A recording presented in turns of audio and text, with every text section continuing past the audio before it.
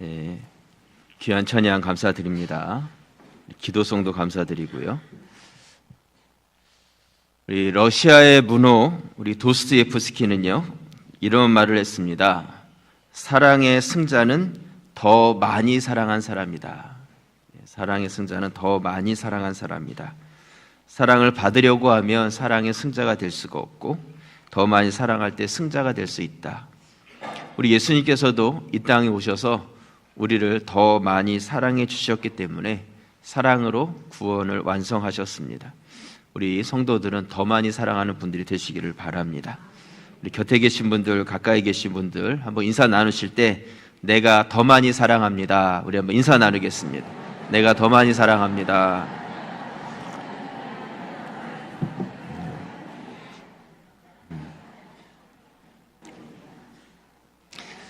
네, 저도 여러분을 더 많이 사랑합니다. 네. 우리 성도님들이 다 기쁘게 또 안전하게 하나님을 다 잘 섬기실 수 있었으면 참 좋겠습니다. 오늘 다니엘 말씀을 여러분들과 같이 이렇게 나누려고 합니다. 다니엘서의 배경은 남유다가 바벨론의 멸망을 당한 후에 그 후에 있어졌던 유다의 역사를 이 다니엘서 안에 기록하고 있습니다. 바벨론의 왕 느부갓네살이 예루살렘을 침략합니다. 그리고 침략해서 성전의 모든 것들을 빼앗고 또 이 유다 땅에 있는 젊은 인재들, 소년들, 똑똑한 자들을 그들을 뽑아가지고 자기 민족 바벨론으로 끌고 가게 되죠. 오늘 다니엘 1장 4절 말씀에 보시면요, 우리 말씀을 같이 한번 읽겠습니다. 곧 흠이 없고 용모가 아름다우며 모든 지혜를 통찰하며 지식에 통달하며 학문에 익숙하여 왕궁에 설만한 소년을 데려오게 하였고 그들에게 갈대아 사람의 학문과 언어를 가르치게 하였고, 쉽게 말해서 똑똑한 애들 다 잡아갔다는 것입니다.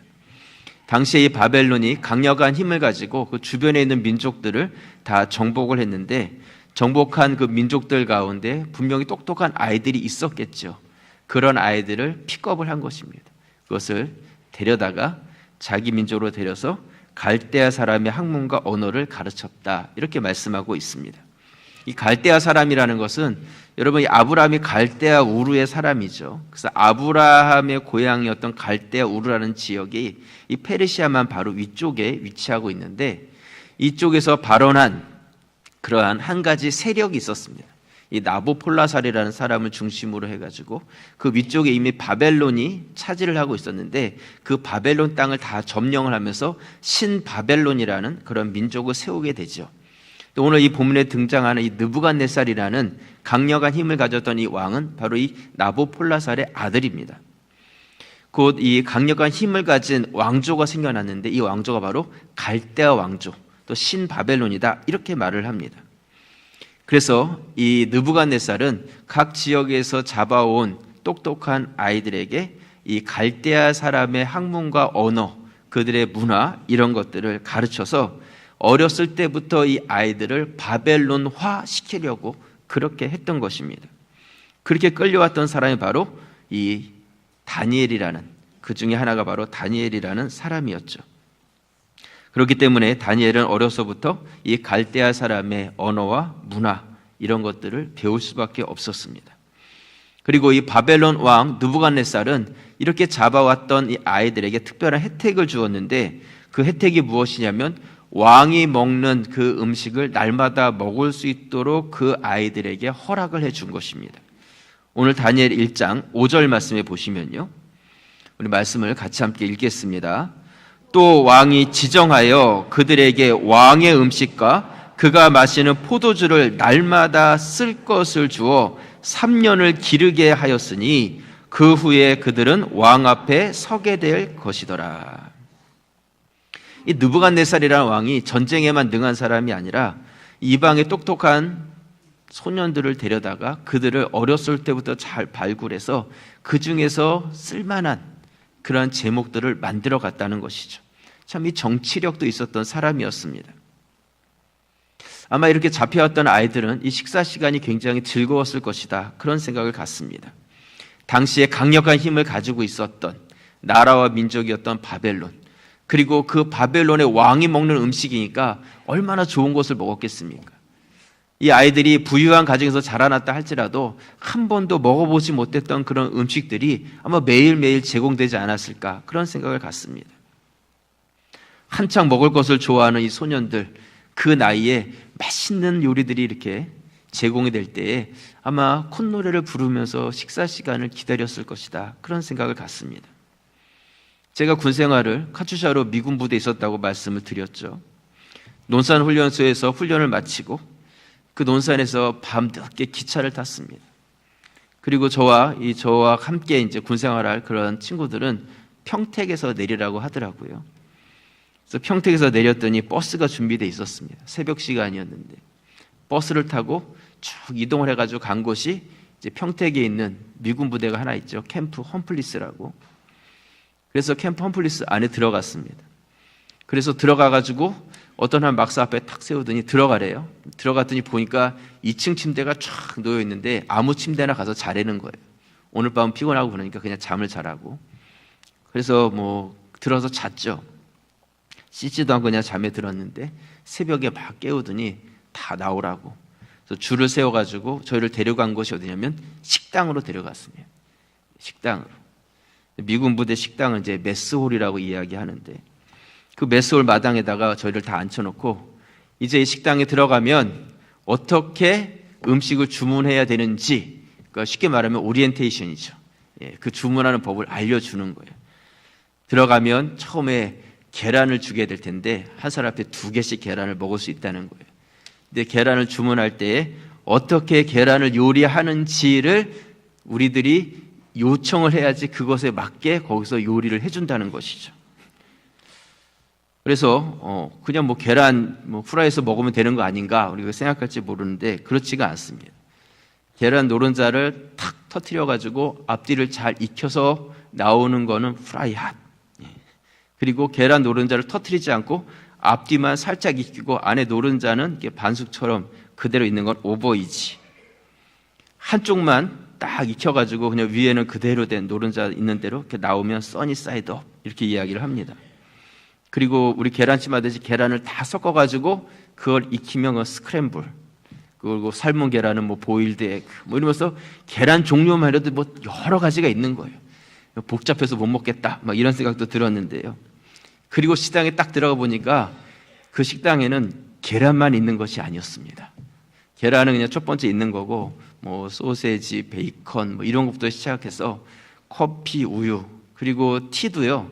우리 그냥 티 그냥 마시면 되지 않나 생각하는데 이 티가 제대로 되게 마시려면 이 잔이 따뜻해야 됩니다. 차가운 잔에다가 티를 넣으면 금세 식어버리기 때문에 이 잔도 이게 뜨거운 물에 담가놔 가지고요. 탁 꺼내면 이 잔이 자연스럽게 그 물기가 싹 마릅니다. 거기다가 이제 차를 따라 마실 수 있고 과일도 종류별로 있고요. 점심때가 됐는데 가니까 또 라인이 달라졌어요. 점심때는 라인이 2개로 이렇게 나눠지는데 하나는 빵, 그러니까 우리 지금 먹는 햄버거죠. 숏 오더 라인이라고 해가지고요. 빨리 오더해가지고 먹을 수 있는 라인이 있고 또 하나는 메인 라인이라고 해서 이제 그날에 이제 메인 고기가 나옵니다. 어떤 날은 돼지고기가 나오고 어떤 날은 칠면조리가 나오고 어떤 데는 소고기가 나오고 뭐 닭고기가 나오고 그래서 메인 요리를 먹고 싶으면 메인 라인으로 가고 빵을 먹고 싶으면 이쪽 숏 오더 라인으로 가가지고 자기가 시켜서 먹을 수 있는 거예요. 논산 훈련소에서 맨날 그 밥만 먹다가 미군 부대 가서 식사를 하는데요. 야, 여기가 천국은 아니지만 천국하고 좀 가깝겠구나. 그런 생각이 들더라고요. 여러분, 사람은요, 이처럼 조금 좋은 환경으로 가잖아요. 좋은 환경으로 가면 처음에는 어리둥절해도 조금 지나면 그 좋은 환경이 금방 익숙해지게 됩니다. 이스라엘의 역사를 이렇게 본다면 그들이 애굽에서 출애굽해서 나오죠. 당시에 애굽은 최고의 문화를 가지고 있었던 그런 민족이었는데 그들이 애굽의 최고의 문화를 누리다가 광야로 나왔습니다. 얼마나 불편했겠어요.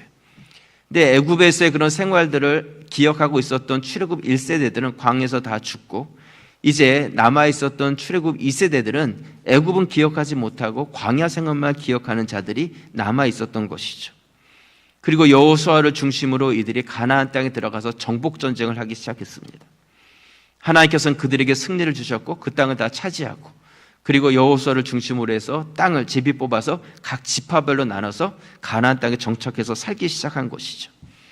하나님께서는 아브라함에게 너로 큰 민족을 이루게 하겠다. 너와 내 후손이 이 땅의 모든 사람의 복의 근원이 될 것이다. 이렇게 말씀을 하셨고, 이제 이 땅 가운데 하나님 나라를 세워서 왕은 없지만 하나님께서 통치하신 이 땅의 나라를 통해서 주변에 있는 여러 민족에게 선한 영향력이 되고 그들을 변화시키기 원하시는 하나님의 뜻과 계획이 이제 이루어지는 그런 때가 된 것이죠. 근데 안타까운 것은 무엇이냐면 이스라엘 백성들이 가나안 땅에 그렇게 정착을 한 후에 하나님께서 원하시는 그러한 모습으로 그들이 세상 가운데 영향력 있는 민족이 되지 못했습니다. 오히려 이방 사람들이 섬기는 우상을 섬기고 하나님 앞에서 범죄하고 어리석게 그렇게 행해졌다는 것이죠.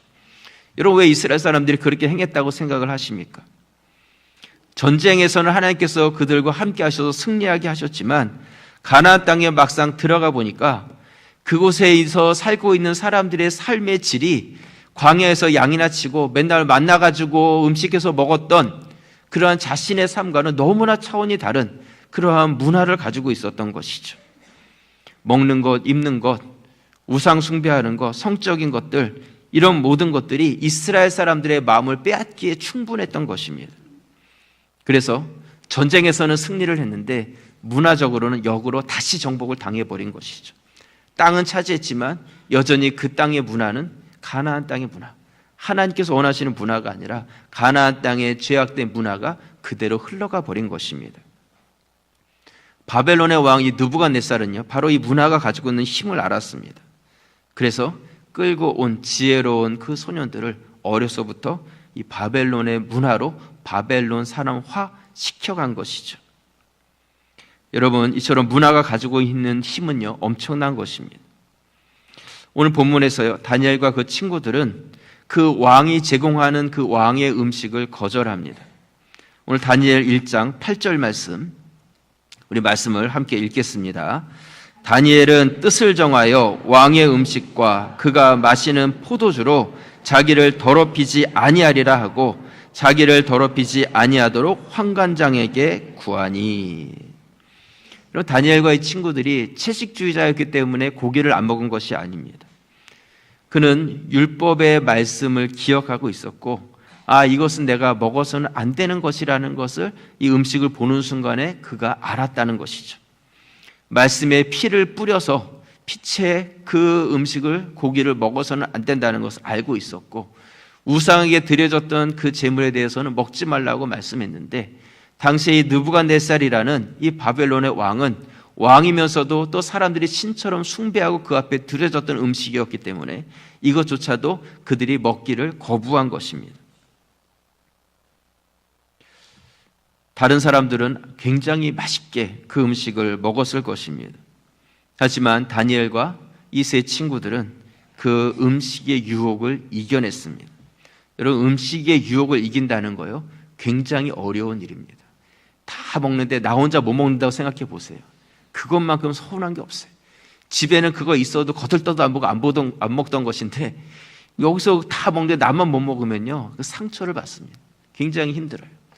오늘 우리 순별로 나가서 식사하는데 소외되는 분 없도록 우리 순장님들, 교구장님들 잘 챙기시기 바랍니다.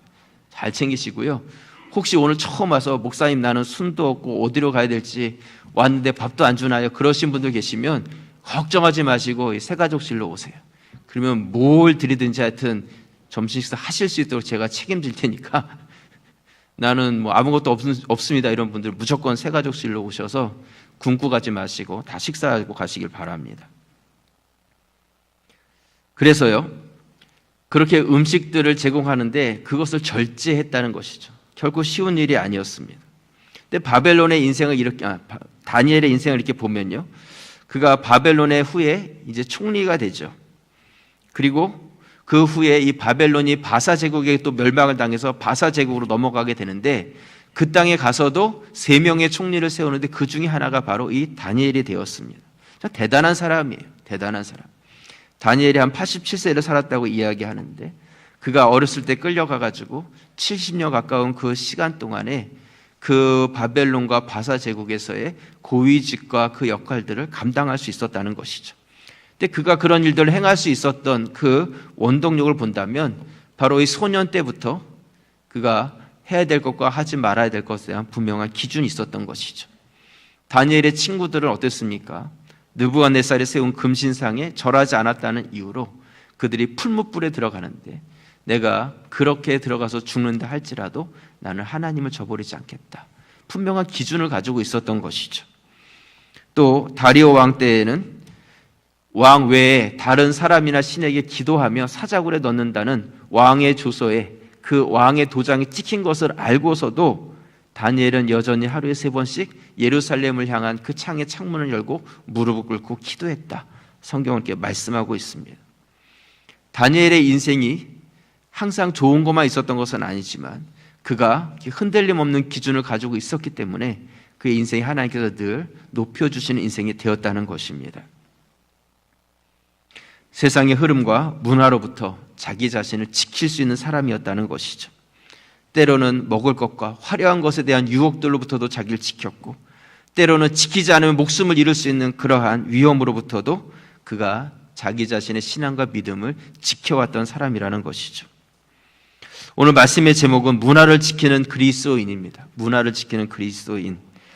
우리가 세상의 문화를 등지고 살라는 그런 뜻은 아니지만 10년에 한 번이 아니라 1년에도 여러 번씩 바뀌는 이러한 급변하는 시대 가운데 우리 믿는 사람으로서 이 문화에 대한 어떤 자세를 가져야 될 것인가, 우리 같이 한번 고민해 보기를 원합니다.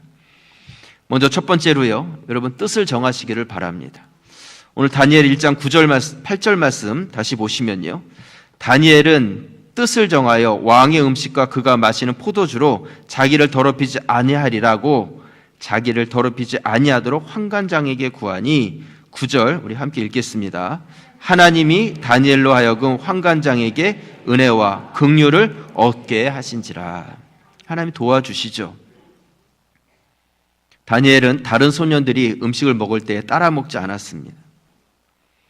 이것을 보는 순간에 이 음식은 내가 먹어서는 안 되는 것이다. 그렇게 그 마음의 뜻을 정한 것이죠. 하나님께서 아담을 창조하시고 아담에게 모든 것을 임의대로 먹어도 좋지만 동산 중앙에 있는 선악과의 열매를 먹어서는 안 된다 하면서 하나님의 뜻을 아담에게 주었고 그러므로 인해서 그것이 아담의 삶의 중요한 하나의 뜻이 되었습니다.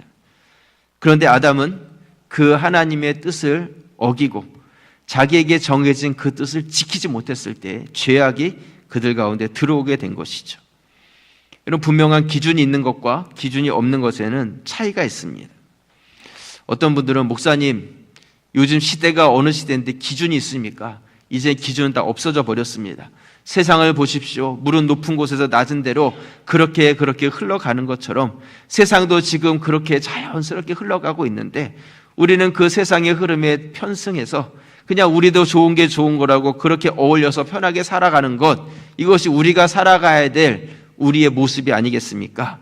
그렇게 생각하는 사람들이 있어요. 그런 사람들이 상당히 많습니다. 대다수죠. 또 어떤 분들은 그와 정반대적인 삶을 사는 사람도 있습니다. 또 세상의 흐름 앞에서 모든 것을 다 비판만 하는 것이죠. 그래서 이 세상의 흐름에 어느 것과도 하나가 되지 못하고 합류하지 못하고 스스로 그것으로부터 분리되어 가지고 살아가는 그런 사람들도 있습니다. 그래서 세상의 흐름에 그냥 덩달아서 같이 그렇게 살아가는 사람들은 상대주의 세계관을 가졌다 이렇게 이야기를 하고요. 비판하면서 세상 가운데서 하나 되지 못하고 살아가는 사람은 분리주의적 세계관을 가졌다 이렇게 이야기를 합니다. 여러분들은 어떤 세계관을 가지고 계십니까? 내가 어떤 것을 가지냐에 따라서 우리의 삶의 태도가 달라지는 것이죠. 이 두 가지 다 바람직하지 않습니다. 다니엘이요, 왕의 음식을 먹지 않았습니다. 다니엘이 이러한 결정을 할 수 있었던 그 근거가 무엇인가? 그것은 하나님의 뜻에 맞지 않았다는 것이죠. 다니엘은 어떤 세상의 흐름이나 이런 것에 관여하지 않고 이것이 하나님의 뜻에 맞는가 안 맞는가를 보고 하나님의 뜻을 자신의 뜻으로 여겼기 때문에 이런 결정을 해갈 수 있었다는 것입니다. 우리가 본받아 살아가야 될 분은 우리 예수 그리스도신데 우리 예수님께서 이 땅에 오셔서 행하셨던 사역이 어떤 사역입니까? 아버지 하나님, 그분이 가지고 계신 그분의 뜻을 자신의 뜻으로 여기고 이 땅 가운데서 그 사역을 감당하신 것이죠. 우리가 잘 아는 십자가를 앞두고 겟세마나에서 땀방울이 핏방울이 되도록 간절히 기도하실 때에 누가복음 22장 42절 말씀에 보시면요, 우리 같이 읽겠습니다. 이르시되 아버지여, 만일 아버지의 뜻이거든 이 잔을 내게서 옮기시옵소서. 그러나 내 원대로 마시옵고 아버지의 원대로 되기를 원하나이다 하시니. 예수님의 사역은 늘 하나님의 뜻을 자신의 뜻으로 여기고 행하셨던 사역이었습니다. 이 예수님의 사역에 대해서 바울이 갈라디아서에서 아주 잘 설명하고 있는데요, 갈라디아서 1장 4절 말씀 우리 정신 차리고 같이 한번 읽어보겠습니다. 그리스도께서 하나님 곧 우리 아버지의 뜻을 따라 이 악한 세대에서 우리를 건지시려고 우리 죄를 대속하기 위하여 자기 몸을 주셨으니. 예수님께서 자신의 몸을 주셔서 죽어주신 것, 그것은 이 죄악된 세대에서 우리를 건져내어서 하나님의 뜻이 우리를 구원하시는 것이었기 때문에 우리를 대신해서 그렇게 죽어주신 것이다, 그렇게 말씀하고 있는 것이죠. 결국 예수님의 사역은 하나님의 뜻을 자신의 뜻으로 정한 사역이었습니다. 여러분, 무엇인가 내가 결정을 하고 그 일을 이루어가려고 할 때에는 어려움이 있죠. 뭔가를 결심하고 그 일을 행하려고 하면 그때는 잘할 수 있을 것 같은데 작심삼일이라고 3일만 지나면 흐지부지 될 때가 참 많습니다. 무엇인가를 계속 지속해 간다는 것이 힘이고 능력인데 잘 지속하지를 못해요. 매일매일 말씀을 묵상하려고 하는 것. 우리 교회가 아비손 블레싱, 우리 가정마다 가정 예배 드리십시오. 우리 교회 학교에서부터 지금 예배를 드려가고 있습니다. 또 우리 영혼 구원의 삶을 살아갑시다. 전도자의 삶을 살아갑시다. 기도하는 생활을 살아갑시다. 우리 안에 이런 다 부담감을 갖고 그렇게 행해야 된다는 것을 알고 있죠. 하지만 그럼에도 불구하고 우리가 그 일들이 잘 행해지지 않아요. 결정을 하고 결심은 하지만 그것이 우리 삶에 잘 습관화되지 못하는 것이죠. 저 자신도 그렇습니다. 그런데 여러분, 우리가 무엇인가를 할 때 의무적으로 그 일을 하려고 하면 그 일이 일이 되기 때문에 하면서도 기쁨을 누리지 못하고 지속하기가 어렵다는 것이죠. 저는 여러분들에게 드리고 싶은 말씀은 뜻을 정하실 때에 내 뜻을 결정해서 내 뜻을 고집하겠다는 뜻이 아니라 하나님의 뜻이 무엇인가를 우리가 늘 생각하고 하나님의 뜻을 내 뜻으로 정하고 살겠습니다, 이렇게 결심하시길 바랍니다. 예배 드리는 것도, 말씀을 묵상하는 것도, 기도하는 것도, 전도자의 삶을 살아가는 것도 이게 하나님의 뜻이기 때문에 내가 이제 순종하면서 그러한 삶을 내 삶 가운데 자연스럽게 살아가는 것이죠. 뭔가 복받기 위해서 살아가는 것도 아니고 받은 직책과 직분 때문에 어쩔 수 없이 하는 것이 아니라 그냥 이게 하나님의 뜻이기 때문에 믿는 자로서 자연스럽게 행해가는 것이죠. 이게 삶 가운데 이렇게 되어졌을 때 어떤 이런 일들을 만날 때 우리가 하나님의 것들을 선택하고 결단할 수 있는 그런 믿음이 거기서 나오게 되는 것입니다. 다윗이 사울을 피해서 도망치다 굴속까지 들어가서 숨어버리게 됩니다. 캄캄한 굴속에서 이런 고백을 합니다. 시편 57편 6절 말씀에 보시면요, 그들이 내 걸음을 막으려고 그물을 준비하였으니 내 영혼이 억울하도다. 그들이 내 앞에 웅덩이를 팠으나 자기들이 그 중에 빠졌도다. 7절 함께 읽겠습니다. 하나님이여, 내 마음이 확정되었고 내 마음이 확정되었사오니 내가 노래하고 내가 찬송하리이다. 다윗은 이 모든 상황 속에서 하나님을 찬양하기로 그 마음을 확정하고 확정했다, 이렇게 고백하고 있습니다. 이건 억지로 내가 찬양해야지 해가지고 찬양을 하는 것이 아니라 그가 그렇게 하나님께 영광 돌리는 삶을 어려서부터 광야에서 양을 칠 때부터 그렇게 살아왔기 때문에 지금 이렇게 위급한 굴 속에 숨어서도 하나님을 찬양할 수 있었던 것이죠. 다니엘이 그 좋은 왕의 음식들을 그가 거절할 수 있었던 것은 갑자기 그래야겠다는 생각이 나서 거절한 것이 아니라 그러한 삶을 이렇게 살아왔기 때문에 그 순간에 그러한 결정을 해갈 수 있었던 것입니다. 다윗이 골리앗 앞에 설 수 있었던 것도, 목숨을 걸고 그 앞에 나아갈 수 있었던 것도 그가 하나님께서 모든 위험한 상황이나 위험한 짐승으로부터 나를 지키시고 아무리 강력한 힘을 가진 거인 장수라 할지라도 내가 저 장수와 싸워서 이길 수 있다는 하나님에 대한 그 신뢰와 믿음이 다져져 왔기 때문에, 그가 그 뜻을 가졌기 때문에 그의 삶 가운데서 이것이 드러날 수 있었던 것이죠.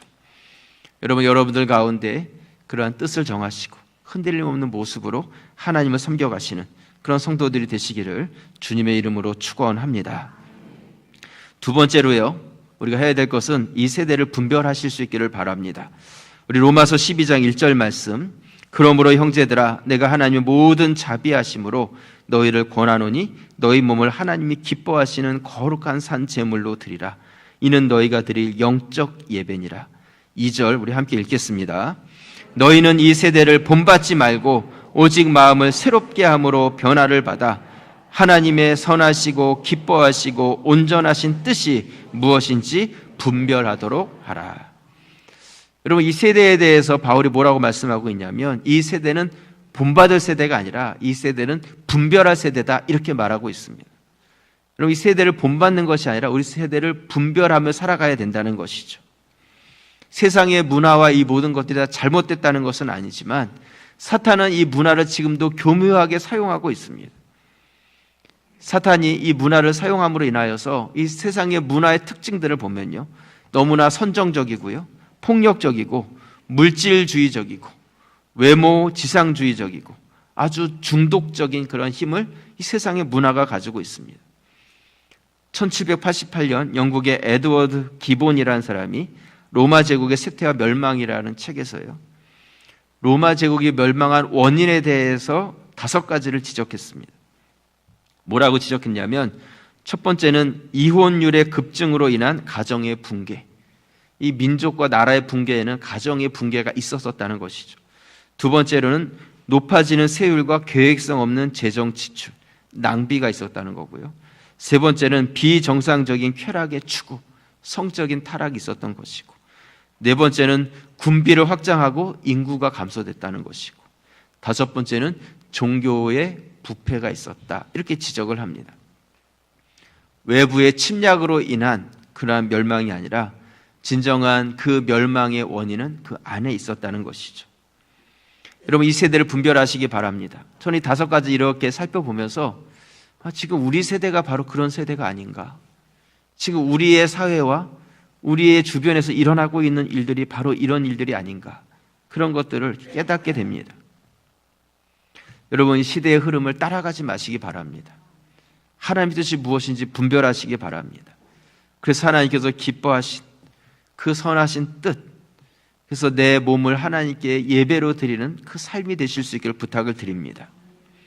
제가 말씀을 준비하면서 이 문화라는 것이 어떤 의미가 있는지 사전적 의미를 찾아보니까 어떤 집단이 가지는 생활 양식 전반을 가리키는 것으로 당시 사회의 흐름을 나타낸다. 그러니까 다른 어떤 것들은 그냥 변함없이 쭉 가는 것이 있지만, 문화라는 것은 시대에 따라서 또 연령이나 이런 것들에 따라서 얼마든지 항상 바뀌는 것이 문화라는 것이죠. 얼마든지 바뀔 수 있다는 거예요.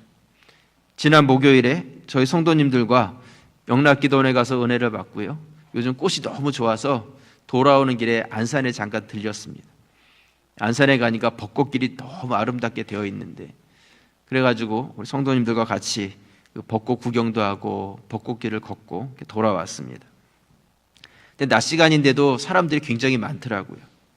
젊은 사람들이 많이 모였는데 20대 아가씨들을 이렇게 보니까요, 아, 요즘 저 옷이 유행이구나, 그거를 금방 알겠더라고요.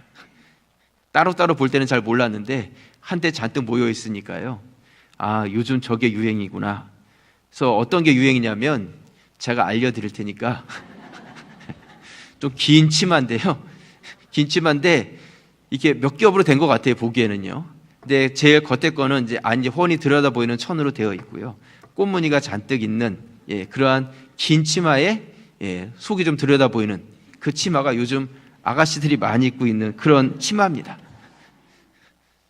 잘 모르시면 여기 아가씨들 많이 보이는데 한번 가보시면, 아, 목사님이 얘기한 치마가 저거구나, 금방 알 것입니다.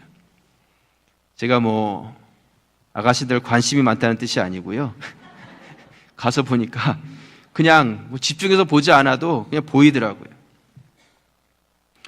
여러분, 문화라는 것은요, 이처럼 흐름입니다. 흐름. 그래서 우리가 따라갈 수도 있고, 그리고 또 바꿀 수도 있고, 새롭게 만들어낼 수도 있는 것이 문화라는 것이죠. 우리 가자제일교회 안에 우리의 문화들을 만들어갈 수 있기를 부탁을 드립니다. 예수 그리스도의 문화를 만들어가는 것이죠. 요즘 청년부실에서요, 청년부 부장 집사님이 커피를 직접 내려가지고 이 청년들한테 이렇게 서빙을 하기 시작했다고 합니다. 근데 이게 인기가 점점 좋아져가지고 이제 교사들 또 청소년들 젊은 이 사람들이 자꾸 청년부실에 이렇게 한 번씩 들린다는 거예요. 왜 들리냐면 거기 가가지고 커피 한 잔 얻어 마시고 또 교제하고 이런 것들이 또 즐거운 것이죠. 이제 그 얘기를 이렇게 들으면서 저희 이 엘린 카페에서 삼박자 커피도 좋지만 저희 드립 커피를 조금 이렇게 준비를 해서 내리면 우리 젊은 사람들이 이제 같이 들어와서 우리 어르신들과 같이 공간을 공유하고 인사도 나누고 교제도 하고 이런 분위기가 되면 참 좋겠다. 그런 생각도 가져봅니다. 문화라는 것은 우리가 준비하고 만들어가는 거죠. 그렇게. 또 우리 교회가 영혼 중심, 영혼 구원하는 교회, 그런 교회로 우리 문화를 만들어가는 것이죠. 찬양을 드릴 때 우리가 하나님께 영광과 이렇게 찬양에 이러한 찬양을 많이 드리는데 우리 찬양도 조금 이렇게 바뀌어가는 거죠. 영혼을 구원하고 전도, 선교 이러한 찬양들을 중심으로 우리가 찬양도 바꾸어가고 그러면서 우리 교회 성도들이 내 마음속에 이제 영혼들을 향해서 가야 되겠구나. 우리 다음 세대를 향해서 마음을 품어야 되겠구나. 그들에게 가서 복음을 전해야 되겠구나. 이렇게 우리 교회의 그냥 전체적인 문화가 되어가는 것이죠. 그래서 우리가 어떤 일을 하든지 그냥 마음이 이렇게 같이 모여져 가는 것 참 중요합니다. 우리 교회에서 지금 리모델링 위원회 중심으로 여러 가지 일들을 계획하고 진행해 가고 있는데 아직 결정된 것은 다 없지만 같이 어떤 일들이 되어질 때 동참하고 같이 이렇게 한 마음이 되어가는 것 이것이 우리 가자제일교회 아름다운 문화가 될 수 있길 부탁을 드립니다. 이사야 43장 19절에 보시면요, 보라 내가 새 일을 행하리니 이제 나타낼 것이라. 너희가 그것을 알지 못하겠느냐? 반드시 내가 광야의 길을 사막의 강을 내리니 20절 함께 읽겠습니다. 장차 들짐승 곧 승냥이와 타조도 나를 존경할 것은 내가 광야의 물을 사막의 강들을 내어 내 백성 내가 택한 자에게 마시게 할 것임이라. 아멘. 아무것도 보이지 않는 광야에 길이 나고 아무것도 없는 사막에 강이 흐르는 것, 어떻게 이런 일이 있겠습니까? 이스라엘 백성 회복이 어떻게 일어날 수 있겠습니까? 하지만 하나님께서는 그 회복에 대한 언약의 말씀으로 이 말씀을 주고 계시는데 우리 가자제일교회 안에 목사님 어떻게 이게 되겠습니까? 이거는 불가능합니다. 안 될 거예요. 이것이 아니라 우리가 같이 마음을 모으면 못할 일이 어디에 있겠어요? 우리가 같이 새 길을 만들고 강물을 뚫어가면서 하나님을 성취해 갈 수 있는 그러한 가자제일교회 문화를 같이 만들어가는 우리들이 될 수 있기를 주님의 이름으로 부탁을 드립니다. 기도드리겠습니다. 아버지 하나님 은혜 감사합니다. 주님께서 우리에게 세상의 흐름 가운데 편승하지 아니하고 하나님의 뜻을 나의 뜻으로 정하고 또한 이 세대를 본받지 아니하고 이 세대를 분별하며 살라고 말씀하고 있습니다.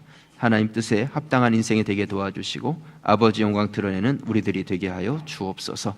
주신 말씀을 기억해 하시고 또한 이 말씀이 우리의 삶 가운데 기억나지며 가자제일교회만의 우리의 문화들을 예수의 문화로 만들어갈 수 있는 우리 모두가 되게 하여 주옵소서. 살아계시는 예수 그리스도의 이름으로 기도드리옵나이다. 아멘.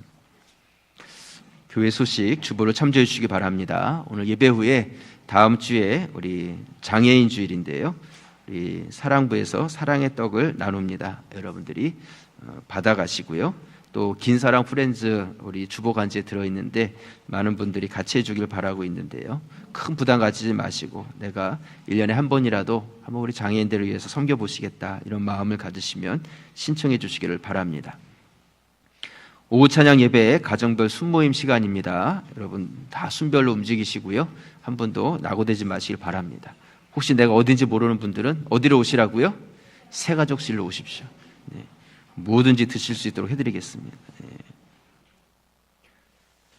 다음 주일 우리 3부 예배 후에는 소방훈련이 진행됩니다. 우리 한 번도 해보지 않았는데 그렇게 오랜 시간 걸리지 않을 거예요. 우리가 이동을 이렇게 한번 해보려고 합니다. 그래서 어떤 위급한 상황이 닥치면 한번 해본 거 안 해본 것은 큰 차이가 있으니까 우리가 한번 해보려고 하니까 여러분들이 함께해 주시길 바라고요. 다음 주 오후 찬양 예배 때에는 우리 필리핀에서 사역하시는 노규래 선교사님 오셔서 선교 보고와 말씀을 전해 주십니다. 김경수 집사님, 손현수 권사님, 우리 장녀 김환희 양 돌아오는 토요일에 결혼식이 있습니다. 오후 1시 20분에 상암동에서 있는데요. 교회에서는 12시 40분에 출발합니다. 오셔서 축하해 주시길 바랍니다. 김형정 성도 우리 냉상집, 냉동 삼겹살집입니다. 요즘 이게 유행이라고 하는데요. 네, 저도 한번 가봤는데 맛있습니다. 많이 여러분들이 이용해 주시길 바랍니다. 목요 노방전도가 시작됐습니다. 오늘 순장 모임은 없습니다. 우리 서부 아버지학교 54기 저희 교회에서 어저께 6분이 수료를 하셨습니다. 그래서 성함이 거기 나와 있는데요. 박모세, 박광석, 안성원, 김인규, 오승열, 그리고 임채승 우리 6분 제가 가서 이렇게 축하해 드렸는데요. 저희 교회 분들이 가장 우수한 성적으로 수료를 하셨다고. 박수 한번 할까요? 네.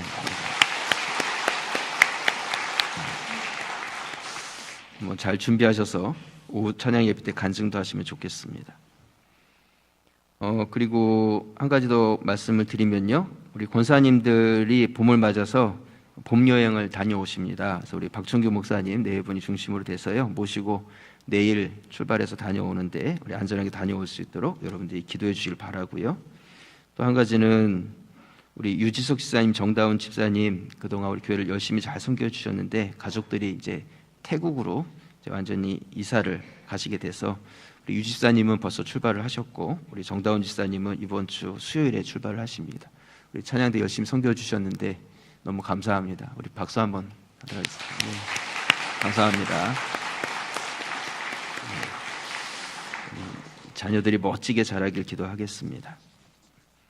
우리 주기도문송 우리 찬양 드리면서 봉헌 시간 갖겠습니다.